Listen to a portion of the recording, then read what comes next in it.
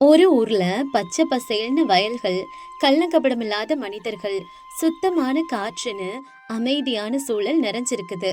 அந்த ஊர்ல ராமையா சீத்தம்மான்னு ஒரு கணவன் மனைவி வாழ்ந்துட்டு வர்றாங்க. அவங்களுக்கு 2 பெண் குழந்தைங்க. பெரிய பெண்ணோட பேரு கௌரி, சின்ன பெண்ணோட பேரு பிரியா. அவங்களோட குடும்பம் ரொம்பவே ஏழ்மையானது. ராமையா ஒரு சின்ன விவசாயி. தனக்கு இருந்த ஒரு 1/2 ஏக்கர் நிலத்துல தான் தினமும் கஷ்டப்பட்டு குடும்பத்தை நடத்துறாரு. அவர் எவ்வளவு கஷ்டப்பட்டாலும் தன்னோட குடும்பத்தை சந்தோஷமா வச்சுக்கணும்னு நினைக்க கூடியவரு. தன்னோட 2 மகள்களையும் நல்ல படிப்பு படிக்க வச்சு பெரிய ஆளாக்கணும்னு அவர் ஆசைப்பட்டாரு. ஒரு நாள் காலையில இப்படி நடக்குது. என்னம்மா சீதா, விடிய காலையில எந்திரிச்சு இவ்வளவு வேலை ஏன் செஞ்சுட்டு இருக்க? கொஞ்ச நேரம் அசந்து உட்காரலாம்ல. உனக்கு உடம்பு சரியில்லைங்கிறத மறந்துட்டு எல்லா வேலையும் நீயே ஏன் இழுத்து போட்டு செய்யற? நேத்து முதல்ல இருந்தே உனக்கு ஜுரம்னு சொன்னீங்க. அதனால கொஞ்ச நேரம் படுத்து ஓய்வெடுத்துக்க சீதா. அட, எனக்கு ஒண்ணும் இல்லைங்க. தினமும் நான் செய்யற வேலை தானே இது. நான் என்னத்த புதுசா செய்ய போறேன்? அப்படியே இருந்தாலும் நம்ம பிள்ளைங்க 2 பேருக்கும் காலையிலே சூடா சாப்பாடு செஞ்சு கொடுக்கலனா அவங்க எப்படி ஸ்கூலுக்கு போவாங்க? அவங்களுக்கு பிடிச்ச மாதிரி சாப்பாடு செஞ்சு கொடுக்கணும்னு என்னோட ஆசை.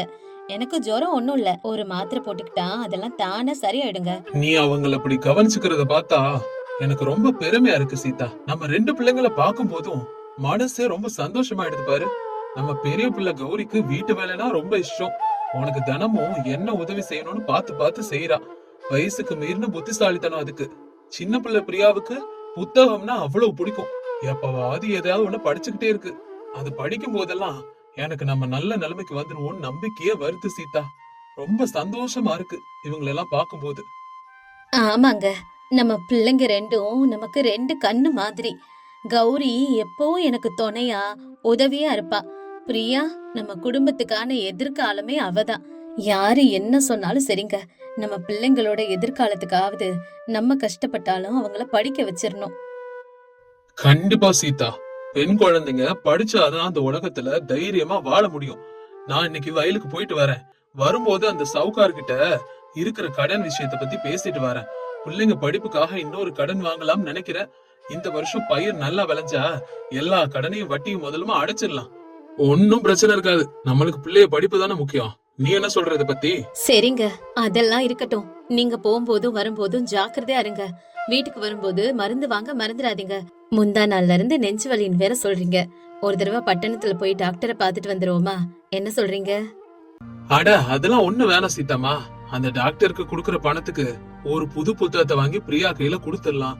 எனக்கு ஒண்ணும் இல்ல, நீ கவலைப்படாத. பிள்ளைகளை பாத்துக்க. நான் சாயங்காலத்துக்கு வந்துருவேன். இப்படி சொன்ன ராமையா வயலுக்கு கிளம்பி போறாரு. ஆனா யாருமே எதிர்பார்க்காத விதத்துல அன்னைக்கு தான் அவரோட கடைசி நாளா மாறி போயிடுது. வயல்ல வேலை செஞ்சுட்டு இருந்த ராமையாவுக்கு திடீர்னு நெஞ்சு வலி வருது. இதய துடிப்பு நின்னு போய் அங்கே சுருண்டு விழுந்து இறந்து போயிடுறாரு. இந்த செய்திய வீட்டுக்கு தெரியப்படுத்துறாங்க. சீத்தம்மாவும் அவரோட பொண்ணுங்களும் துடிச்சு போயிடுறாங்க. இத கேள்விப்பட்டு யாருனாலுமே இந்த விஷயத்த ஜீரணிக்கவே முடியல. ராமையா இறந்ததுக்கு அப்புறம் அவரோட வீட்டுக்கு வெளியில சீதாம்மா தன்னோட கணவனோட உடலுக்கு பக்கத்துல உட்காந்துக்கிட்டு மார்பிளையும் தலையிலையும் அடிச்சுக்கிட்டு அழுதுகிட்டு இருக்காங்க. சுத்தி ஊர் மக்கள், உறவினர்கள் எல்லாருமே இருக்காங்க.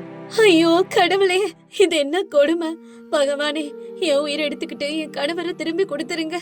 என்னையும் இந்த சின்ன பிள்ளைங்களையும் தனியா விட்டுட்டு போயிட்டுங்களே. இந்த பிள்ளைங்களை நான் எப்படி வளர்க்க போறேன்? இந்த உலகத்துல எங்களுக்குன்னு நீ யார் இருக்கா? நேத்து காலையில கூட என் கூட சிரிச்சு பேசிட்டு இருந்தாரே, என் ஜுரத்தை பார்த்து கவலைப்பட்டாரே, உங்களுக்கு என்ன ஆச்சுங்க? எழுந்திருங்க. ஒரு தடவை கண்ணை திறந்து நம்ம பிள்ளைங்கள பாருங்க. அவங்க உங்களுக்காக எப்படி அழுதுட்டு இருக்காங்க பாருங்க. எழுந்திருங்க. நீங்க இல்லாம நாங்க எப்படி வாழ்வோம்? என்னால யோசிச்சு பார்க்க கூட முடியலங்க. எழுந்திருங்க. சீதாமா, கொஞ்சம் பொறுமையா இருமா, அமைதியா இரு. விதி எழுதுனத யாரால மாத்த முடியும்? கடவுளோட கணக்குக்கு முன்னாடி நம்ம யாரும் ஒண்ணும் செய்ய முடியாதுமா. இப்ப நீ தான் தைரியமா இருக்கணும். உன் பிள்ளைங்க 2 ஒன்னும் சின்ன பிள்ளைங்க தான். நீ இப்படி அழுதா அவங்க என்ன ஆவாங்க? இனி நீ தான் அவங்களுக்கு அப்பாவும் அம்மாவும். இல்லங்க அண்ணே, என் வாழ்க்கை முடிஞ்சு போச்சு. என் புருஷன் இல்லாத இந்த வாழ்க்கை எனக்கு எதுக்கு? அவரு இந்த பிள்ளைங்களோட எதிர்காலத்தை பத்தி பல கனவு கட்டு வச்சிருந்தாரு. இனி எல்லாத்தையும் நான் எப்படி தனியா நடத்த முடியும்? நானும் அவரோடவே போய் சேர்ந்துடுறேன். என்னால இங்க தனியா இருக்க முடியாது. அவர் இல்லாத வீட்டுல நான் எப்படி வாழ முடியும்? அம்மா பிளீஸ்மா, அழாதீங்கம்மா. அம்மா அப்பா நம்மள விட்டு எங்கேயும் போகல. அவரு நம்ம கூடதான் இருக்காரு. நீ இப்படி அழுதா எனக்கு ரொம்ப பயமா இருக்குமா. அம்மா, நான் இருக்கேம்மா உனக்கு. நான் உனக்கு எல்லா விதத்திலயும் உதவி செய்வேன். அப்பாவோட இடத்த நான் நிரப்புவேம்மா. நான் உன்னை பாத்துக்கிறேம்மா. தயவு செஞ்சு அழாதம்மா. அம்மா, அப்பாக்கு என்ன ஆச்சுமா? அப்பா ஏன் படுத்திருக்காரு? தூங்கிட்டாரா? எனக்கு அப்பா வேணுமா? அவரை எழுந்திருக்க சொல்லுங்கம்மா. இதுக்கப்புறம் யார் என்ன பாசமா பாத்துப்பா? அப்பா எனக்கு வேணுமா? இனிமே உன் அப்பா நம்ம கிட்ட வர மாட்டாரு தாய். நம்மள விட்டுட்டு அப்பா கடவுள் கிட்ட போயிட்டாரு. இதுக்கப்புறம் நம்ம தனி ஆயிட்டோம். நீ அழாத கண்ணு. ராமையா இறந்ததுக்கு அப்புறம் அந்த குடும்பமே ரொம்ப பெரிய கஷ்டத்துல போயிட்டாங்க. தந்தை இல்லாத வீடு ஒளி இழந்து போயிடுது. கடன் கொடுத்தவங்களும் வீட்டுக்கு வந்து சண்டை போட ஆரம்பிக்கிறாங்க. சீதாமா வயல் வேலைக்கு போய் அந்த கூலி பணத்தை வச்சு பிள்ளைகளை வளர்க்க ஆரம்பிக்கிறாங்க. கொஞ்ச வருஷங்கள் இப்படியே கஷ்டத்தோட போகுது. பெரியவ கௌரி ஹைஸ்கூலுக்கு போயிட்டு இருக்கா. பிரியா மிடில் ஸ்கூல்ல படிச்சிட்டு இருந்தா. ஆனா வீட்டு நிலைமை ரொம்ப மோசமா மாறிடுது. ஒரு நாள் ராத்திரி நேரம் வீடு முழுக்க இருட்டு. ஒரு சின்ன விளக்கு மட்டும்தான் எரிஞ்சிட்டு இருந்துச்சு. சீதாமா கண்ணீரோட உட்கார்ந்து இருந்தாங்க. கௌரி அதை பார்த்து பக்கத்துல வர்றா. அப்ப இப்படி பேசிக்கிறாங்க. என்னாச்சுமா, நீ ஏன் அழுதுட்டு இருக்க? மறுபடியும் அந்த சாவுக்கார கடங்காரங்க ஏதாவது சொன்னாங்களா? உன்னை ஏதாவது திட்டினாங்களாமா? எதுக்காக அழுற? ஒன்னும் இல்ல தாய். இன்னைக்கு நான் வேலை செய்யற வயலோட எஜமா பயிறு சரியா வரலன்னு இந்த மாசம் சம்பளம் தர முடியாதுன்னு சொல்லிட்டாரு. அந்த வார்த்தையை கேட்டதும் என் உயிரே ஒரு நிமிஷம் நின்ன மாதிரி ஆயிடுச்சு. எனக்கு ரொம்ப பயமா இருக்கு.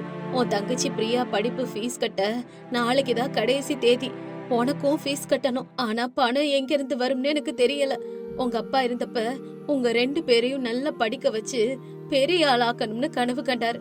ஆனா இப்ப நான் ஸ்கூல் ஃபீஸ் கூட கட்ட முடியாத நிலைமையில இருக்கேன். எனக்கு ரொம்ப கஷ்டமா இருக்குமா. உங்க அப்பாவோட ஆசையை என்னால நிறைவேற்ற முடியல. நான் ஒன்னுத்துக்கும் லாய்க்கு இல்லாதவளா இருக்கனேமா. அம்மா, அப்படி சொல்லாதம்மா.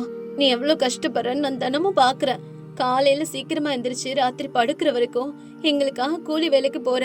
உனக்கு உடம்பு சரியில்லைனாலும் மாத்திரை போட்டுக்கிட்டு வேலைக்கு போற. நீ தான் எங்களுக்கு தெய்வம். நீ இப்படி வருத்தப்பட்டா என்னால தாங்க முடியாதுமா. தயவு செஞ்சு அழாதம்மா, பிளீஸ்மா. எனக்காக தயவு செஞ்சு அழுறத நிறுத்துமா. ஆனா நாளைக்கு உங்க 2 பேருக்கும் ஃபீஸ் கட்டணுமேமா. ஃபீஸ் கட்டலைன்னா உங்க படிப்பை நீங்க எப்படி தொடருவீங்க? ஸ்கூல் வாத்தியாரு நாளைக்கு ஃபீஸ் கட்டலைன்னா உங்களை கிளாஸுக்குள்ள சேர்க்க மாட்டாங்க. நம்ம கிட்ட இருந்த கடைசி ரூபாய்க்கும் நேத்தே அரிசி வாங்கிட்டோமே. அம்மா, நான் உன்கிட்ட ஒரு விஷயம் சொல்லணும்னு நினைச்சேன். எனக்கு படிப்புல பெருசா ஆர்வம் இல்லம்மா. எனக்கு புத்தகத்தை பார்த்தா கூட ஒண்ணுமே புரிய மாட்டேங்குது. தலையிலையும் ஏற மாட்டேங்குது. நான் ஸ்கூலை நிறுத்திடவா? என்ன பேசுற கௌரி? படிப்பை விடுறதா? உங்க அப்பாவோட கனவு என்ன ஆகும்? அவரு கடைசி மூச்சு இருக்க வரைக்கும் உங்க படிப்பை பத்தி தான் யோசிச்சாரு. நீ இப்படி பேசினா அவர் ஆத்மா நிம்மதியா இருக்குமா? சொல்லு. அம்மா, நான் சொல்றத தயவு செஞ்சு கேளுமா. நான் படிச்சாலும் எனக்கு பெரிய வேலை கிடைக்கும்னு நம்பிக்கை இல்ல. ஆனா நம்ம பிரியாவை பாரு, அது கிளாஸ்லயே ஃபர்ஸ்டா வருது. அதுக்கு படிப்புனா ரொம்ப இஷ்டம்.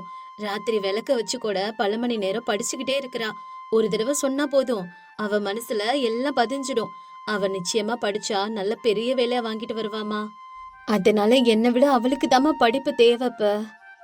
இங்க பாரு கௌரி, நீ என்ன சொன்னாலும் நான் உன் படிப்பை நிறுத்த மாட்டேன். தேவைன்னா நான் இன்னும் அதிகமா வேலை செய்வேன். சரியா? வேணாமா, நான் முடிவு பண்ணிட்டேன். நான் நாளையில இருந்து ஸ்கூலுக்கு போக மாட்டேன். நான் வீட்டு வேலையை பாத்துக்கிறேன், உனக்கு உதவி செய்யறேன்.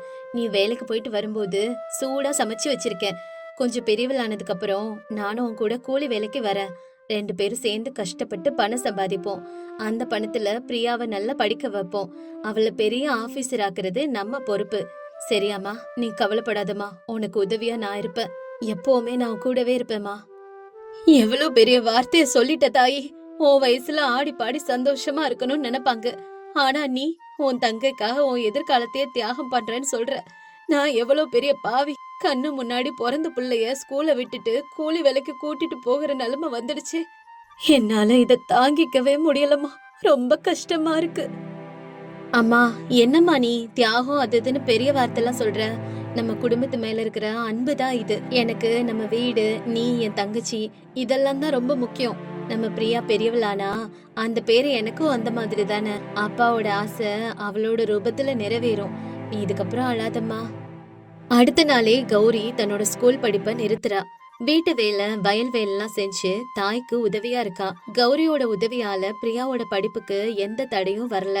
ஆனா பிரியா தினமும் அக்கா கிட்ட ஏன் ஸ்கூலுக்கு வரலன்னு கேட்டுக்கிட்டே இருப்பா. அப்படி ஒரு நாள் காலையில பிரியா ஸ்கூலுக்கு கிளம்பும் போது கௌரி அடுப்புல சமைச்சிட்டு இருக்கா. அப்ப அதுல வர்ற புகையால இருமிக்கிட்டே இருக்கா. அக்கா, நீ ஏன் ஸ்கூலுக்கு வர மாட்டேங்கிற? வீட்ல இப்படி சமைச்சு அடுப்பு முன்னாடி உட்கார்ந்துட்டு இருக்க. எனக்கு ஸ்கூல்ல நீ இல்லனா ரொம்ப போர் அடிக்குதுக்கா. நீயும் என் கூட ஸ்கூலுக்கு வந்தா நல்லா இருக்குமே. எனக்கு படிப்பு ஒட்டல பிரியா. என் தலையில அந்த கணக்கு, இங்கிலீஷ் இதெல்லாம் எதுவுமே ஏறல. அப்படியே இந்த பள்ளிட்டூர்ல நான் வளர்ந்த விதத்துக்கு இந்த மண்ணு வேலை, வயல் வேலை தான் ரொம்ப பிடிக்குது. புத்தகத்தை விட இந்த வேலை தான் எனக்கு சந்தோஷம் கொடுக்குது. நீ இதெல்லாம் யோசிக்காத பிரியா. நீ நல்லா படிக்கணும், சரியா? சரிக்கா, நான் நல்லா படிப்பேன். நான் பெரியவளாகி பெரிய ஆபீசர் ஆவேன். அப்புறம் உனக்கும் அம்மாவுக்கும் எந்த கஷ்டமும் இருக்காது. புது துணி வாங்கி தருவேன், பெரிய கார் வாங்குவேன், நல்ல பெருசா வீடு கட்டுவேன். நம்ம ஊர்ல எல்லாரும் நம்மள பார்த்து ஆச்சரியப்படுவாங்க. நீ எதுக்கும் கவலைப்படாதக்கா. எனக்கு ரொம்ப சந்தோஷமா இருக்கு பிரியா. நீ எனக்குன்னு எதுவுமே செய்ய வேணாம். நீ நல்லா படிச்சு அப்பாவோட கனவை நிறைவேத்தினா போதும். ஏன் ஆசை கனவு கூட அது மட்டும்தான் பிரியா. சரி, நேரமாச்சு, ஸ்கூலுக்கு கிளம்பு. பத்திரமா போகணும். இப்படியே நாட்கள் போயிட்டு இருக்கு. பிரியா 10வது பரீட்சையில ஊர்லயே முதலிடம் பிடிக்கிறா. பிரியா ரொம்ப புத்திசாலின்னு ஊர்ல இருக்க எல்லாரும் பாராட்டுறாங்க. ஆனா அந்த பல்லட்டூர்ல இருக்க காலேஜ்ல படிச்சா ரொம்ப பெரிய வேலை கிடைக்காதுன்னு சொல்லிட்டு அவளோட ஸ்கூல் டீச்சர்ஸே சொல்றாங்க. அதனால கௌரி ஒரு தீர்மானம் எடுக்கிறா. தன்னோட தங்கச்சிய பட்டணத்துக்கு அனுப்பி பெரிய காலேஜ்ல படிக்க வைக்கணும்னு முடிவு பண்றா. அன்னைக்கு ராத்திரி எல்லாரும் படுத்ததுக்கு அப்புறம் கௌரி தான் கையில இருந்த தங்க மோதிரங்களை கழட்டி சீதாம்மா கையில குடுக்கறா. அப்ப இப்படி பேசிக்கிறாங்க. என்ன தாய் இது? இந்த மோதிரத்தை உங்க அப்பா எவ்வளவு பாசத்தோட உனக்கு வாங்கி கொடுத்தாரு. அவரோட நினைவுமா இது? இதையும் என்கிட்ட கழட்டி தர? அம்மா, நம்ம பிரியா 10வதுல ஃபர்ஸ்ட் வந்திருக்கா. அதுக்கு சிட்டில இருக்கிற பெரிய கல்லூரியில சீட்டு கிடைக்கும்னு மாஸ்டர் சொன்னாரு. ஆனா இங்க ஃபீஸ், ஹாஸ்டல் செலவுலாம் ரொம்ப அதிகமா. நம்ம கிட்ட தான் கொஞ்சம் கூட காசு இல்லையே. என்கிட்ட இருக்கிற ஒரே தங்க பொருள் இதுதான். இத வித்துட்டு அந்த பணத்துல பிரியாவை பட்டணத்துக்கு அனுப்பலாமா? அவளுக்கு ஒரு நல்ல எதிர்காலம் கிடைக்கும். அதுக்கு இந்த நகை அவளுக்கு உதவியா இருக்குமா? ஐயையோ, கௌரி கண்ணு, இது வேணா தாயி. இது உங்க அப்பா உன் கல்யாணத்துக்காக ஆசைப்பட்டு செஞ்சு கொடுத்தது. அவரோட கடைசி நினைவா உன்கிட்ட இருக்கிற ஒரே மோதிரம் இதுதான். இதையும் வித்துட்டா நாளைக்கு உனக்கு கல்யாணம் எப்படி ஆகுமா? வேணாமா, நீ ஏத வச்சுக்கமா. அம்மா, என் கல்யாணத்தை பத்தி அப்புறம் யோசிப்போம். முதல்ல நம்ம பிரியா எதிர்காலம் தான் நமக்கு முக்கியம். அவ பட்டணம் போய் படிச்சா நம்மளோட எல்லா கஷ்டமும் தீந்துடும். என் மேல நம்பிக்கை வைங்கம்மா. இந்த பல்லட்டூர்ல இருந்தா அவளோட புத்தி ஒண்ணுமே இல்லாம போயிடும். இங்க இருக்கிற சின்ன கல்லூரியில படிச்சா மறுபடியும் நம்மள மாதிரி ஏதோ ஒரு சின்ன வேலையதாமா செய்யணும். அவ பட்டணம் போகணும், பெரிய புத்திசாலி ஆகணும். என் கல்யாணத்தை விடுமா, அது எப்படியாவது ஆயிடும். ஆனா அவளோட வாழ்க்கை நல்லா இருக்கணுமா. அப்ப தூக்கத்துல இருந்து எழுந்திருச்சு வந்த பிரியா ரகசியமா இவங்க 2 பேரும் பேசுறத கேட்டுறா. பிரியா அழுதபடி ஓடி வந்து இப்படி சொல்றா. அக்கா, எனக்காக உன்னோட மோதிரத்தை விற்க போறியா? வேணாக்கா, நான் பட்டணம் போகலக்கா. நான் இங்கேயே நம்ம பல்லட்டூர்லயே ஏதோ ஒரு சின்ன கல்லூரில படிக்கிறேக்கா. நீ எனக்காக உன் படிப்பையும் விட்டுட்ட. இப்ப அப்பா நினைவா இருக்கிற இந்த மோதிரத்தையும் விற்க போறியா? நீ எங்களுக்காக இவ்வளவு கஷ்டப்படுறதே என்னால பார்க்க முடியலக்கா. எனக்கு பட்டணம் வேணாம், பெரிய படிப்பு வேணாக்கா, ப்ளீஸ்க்கா. அடியே பைத்தியக்காரி, உன்னை விட எனக்கு இந்த மோதிரம் தான் முக்கியமா? நீ பட்டணம் போகணும், நீ ரொம்ப பெரிய ஆளாகணும். என் படிப்பையும் சேர்த்து நீயே படிக்கணும். என் நம்பிக்கை, அன்பு முழுசும் உன் மேலதான் இருக்கு. நீ பட்டணம் போய் நல்லா படிச்சுட்டு வரணும். இங்க யாரு சொன்னாலும் கண்டுக்காத. உன் இலக்கு ஒன்னே ஒண்ணுதான், பெரிய ஆபீசர் ஆகணும். புரிஞ்சுதா? நீ அழுதா எனக்கு சுத்தமா பிடிக்காது பிரியா. முதல்ல நீ உன் கண்ணத்தோட. அக்கா, புரிஞ்சதுக்கா, நான் போறேன்க்கா. நீ சொன்ன மாதிரி நல்லா படிச்சு பெரிய ஆபீசரா திரும்பி வருவ. உன்னையும் அம்மாவையும் மகாராணி மாதிரி பாத்துக்குவ. அப்பாவோட கனவை நினைவாக்குவ. கௌரியோட தியாகத்தையும் அன்பையும் நினைச்சு பிரியா கண்ணீர் விடுறா. அடுத்த நாள் காலையில ஊர்ல இருக்க பஸ் ஸ்டாண்ட்ல பிரியா, கௌரி, சீதாம்மா 3 பேரும் நிக்கிறாங்க. சீதாம்மாவும் கௌரியும் அந்த பல்லட்டூர் பஸ் ஸ்டாண்ட்ல பிரியாவை வழி அனுப்ப காத்திருக்காங்க. பிரியா பல்லட்டூர்ல இருந்து சிட்டிக்கு போய் அங்க இருக்க காலேஜ்ல படிக்கிறதுக்காக கிளம்பி பேக்கோட நிக்கிறா. அப்ப 3 பேரும் இப்படி பேசிக்கிறாங்க. தாயி, பட்டணத்துல யாரையும் நம்ப கூடாது. சரியான நேரத்துக்கு தினமும் சாப்பிடணும், நல்லா படிக்கணும். யாரு என்ன சொன்னாலும் நீ வருத்தப்படக்கூடாது. உன் வேலையில மட்டும்தான் நீ கவனமா இருக்கணும். சரிம்மா, நீ என்ன நினைச்சு கவலைப்படாதுமா. நான் ஜாகிரதையா இருப்பேன். நீயும் அக்காவும் பத்திரமா இருந்துக்கோங்க. நான் ஹாஸ்டலுக்கு போனதுக்கு அப்புறம் அங்க இருக்க போன்ல இருந்து கால் பண்றேன். அம்மா, மாத்திரை போட மறந்துடாத. பிரியா, இந்த டப்பால உனக்கு பிடிச்ச கடலை உருண்டை வச்சிருக்கேன். இந்த பேக்ல புது ட்ரெஸ் இருக்கு. பட்டணத்துல இருக்க பொண்ணுங்கள்லாம் வேற மாதிரி இருப்பாங்க. அவங்கள பார்த்து நீ பயப்படாத. அவங்களோட சமமா நீயும் தைரியமா இருக்கணும். நீ புத்திசாலி. நீ படிப்பு மேல மட்டும்தான் கவனம் வைக்கணும். இங்க எங்களை பத்தி யோசிக்காத. நாங்க ஜாக்கிரதையா இருப்போம். சரியா பிரியா? அக்கா, உன்னை விட்டு போகணுங்கிறதே எனக்கு பயமா இருக்குக்கா. நைட் எல்லாம் உன் பக்கத்துல படுத்தாதான் எனக்கு தூக்கம் வரும். இவ்வளவு வருஷத்துல உன்னை விட்டுட்டு நான் ஒரு நாள் கூட இருந்ததே இல்லக்கா. அக்கா, நான் இங்கே இருந்துறேன்க்கா. ப்ளீஸ்க்கா, நான் போல. பிரியா, பைத்தியம் மாதிரி பேசாத. நீ அங்க போறது படிக்கத்தான். ஆரம்பத்துல கொஞ்ச நாள் பயமா தான் இருக்கும். ஆனா ஒரு மாசத்துல எல்லாம் பழகிடும். நீ தனியா இல்ல பிரியா. உன் அக்காவோட அன்பும் அம்மாவோட உயிரும் உன் கூட தான் எப்பவுமே இருக்கும். போய் பெரிய ஆபீசரா நீ திரும்பி வரணும். என் கிராமத்து தங்கச்சி பட்டணத்துல இருந்து வரும்போது ராணி மாதிரி வரணும். இது என்னோட ஆசை, கட்டளை. சரியா? அப்ப சிட்டிக்கு போற பஸ்ஸும் அங்கே வருது. டிரைவர் ஹாரன் அடிக்கிறாரு. பிரியா அழுதபடியே பஸ்ஸுக்குள்ள போறா. விண்டோ சீட்ல உட்காந்துக்கிட்டு அவ அம்மா கிட்டயும் அக்கா கிட்டயும் இப்படி பேசுறா. அக்கா, அம்மா, நான் நல்லா படிப்பேன். என்னை பத்தி கவலைப்படாதீங்க. போயிட்டு வா தாய், நல்லபடியா போயிட்டு வா. நீ நல்லா படிச்சு பெரிய ஆபீசரா திரும்பி வரணும். நானும் உன் அக்காவும் அதுக்காக காத்துட்டு இருப்போங்க. அப்புறம் அந்த பஸ்ஸும் அங்கிருந்து கிளம்பிடுது. எல்லாரும் கிளம்பிடுறாங்க. கௌரி மட்டும் அந்த பஸ் போன பக்கமே நின்னு ரொம்ப நேரம் பாத்துக்கிட்டே இருக்கா. தன்னோட தங்கச்சி நல்லா படிச்சு பெரிய ஆபீசரா ஊருக்கு வருவா. தன்னோட அன்பையும் தியாகத்தையும் அவ வாழ்நாளுக்கும் நினைவுல வச்சிருப்பான்னு கௌரி நினைக்கிறா.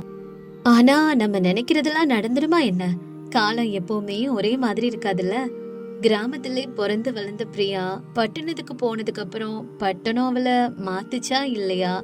கௌரியோட கனவெல்லாம் நினைவாச்சா? இதெல்லாம் தெரிஞ்சுக்க அடுத்த எபிசோட மறக்காம பாருங்க.